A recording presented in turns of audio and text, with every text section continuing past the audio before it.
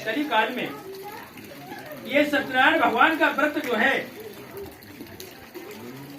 मृत्युलोक को, यह मोक्ष को देने वाला और मोक्ष का जुगल पटेल द्वारा एक किराने की दुकान का आज उद्घाटन से पहले सत्यनारायण की पूजा की जा रही है।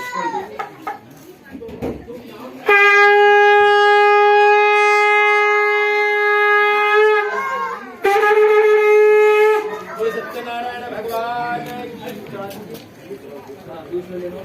बोले सत्यदेव भगवान की।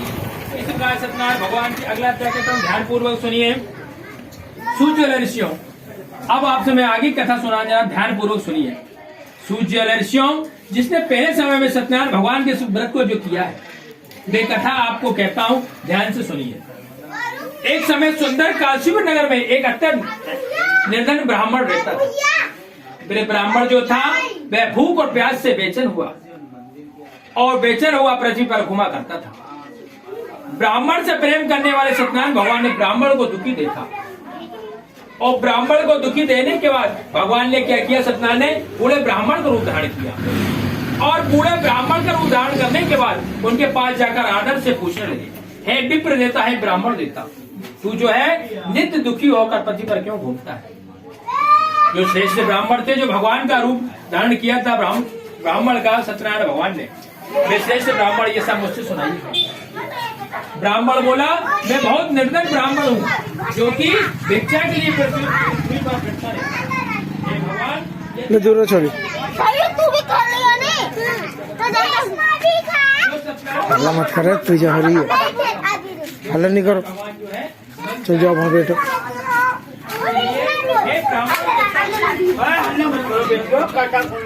जिसके करने से मनुष्य जो है सब दुखों से पूर्ण हो जाता है, मुक्त हो जाता है। ब्राह्मण को सारा सत्यनारायण भगवान का ये व्रत का सारा विधान बतलाने के बाद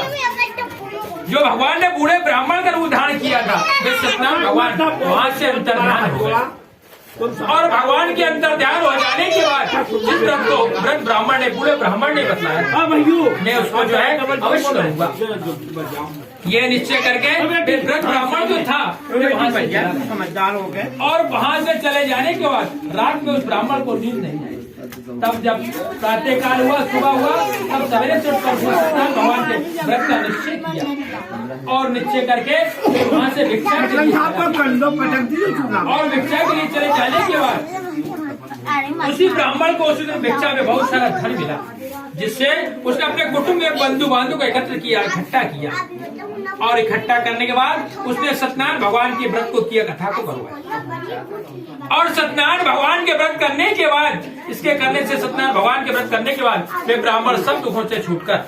वह अनेक प्रकार की संपत्ति से वह मुक्त हो गया, छूट गया और छूट जाने के बाद उसी समय से वे ब्राह्मण जो था हर मास हर महीने जो था वे सत्यनारायण भगवान की कथा को करवाने लगे और करवाने के बाद इस तरह वे सत्यनारायण भगवान के इस व्रत को जो करेगा, सत्यनारायण भगवान की इस कथा को जो सुनेगा, वे मनुष्य जो है सब पापों से छूटकर मोक्ष को प्राप्त होगा। आगे जो पृथ्वी पर ये सत्यनारायण भगवान के इस व्रत को जो सुनता है एवं इस कथा को जो करवाता है मनुष्य, वे सब दुखों से छूट जाएगा। ये आपसे मैंने नारद मुनि के द्वारा ये सत्यनारायण भगवान के इस व्रत को, इस कथा को सुनाया, कहा और यह व्रत मैंने तुमसे कहा है विप्रो, और क्या कहूँ, अब और क्या कहूँ। ऋषि बोले, हे मुनीश्वर, संसार में उस ब्राह्मण को सुनकर किस किसने सत्यनारायण भगवान के इस व्रत को किया है, हम सब ये सुनना चाहते हैं। इसके लिए हमारे मन में बड़ी श्रद्धा है कि हम एक बार सत्यनारायण भगवान के व्रत को सुने। अब हम इसीलिए हे मुनियों, जिसने सत्यनारायण भगवान के इस व्रत को किया है, इस कथा को जिसने करवाया है, उस व्रत को मैं आपसे कहता हूँ, सुनिए, ध्यान से सुनिए। एक समय में ब्राह्मण जो था धर्म और ऐश्वर्य के अनुसार अपने बंधु बांधव के साथ उसने सत्यनारायण भगवान के व्रत को किया, सत्यनारायण भगवान के व्रत को कराया और सत्यनारायण भगवान व्रत करने के लिए तैयार और उसी समय एक लकड़ी बेचने वाला बूढ़ा आया, भी लकड़ार आया और उस समय एक लकड़ी बेचने वाला बूढ़ा लकड़ार आने के बाद बाहर लकड़ियों को रखकर एक ब्राह्मण के घर मनचाहे फल को देने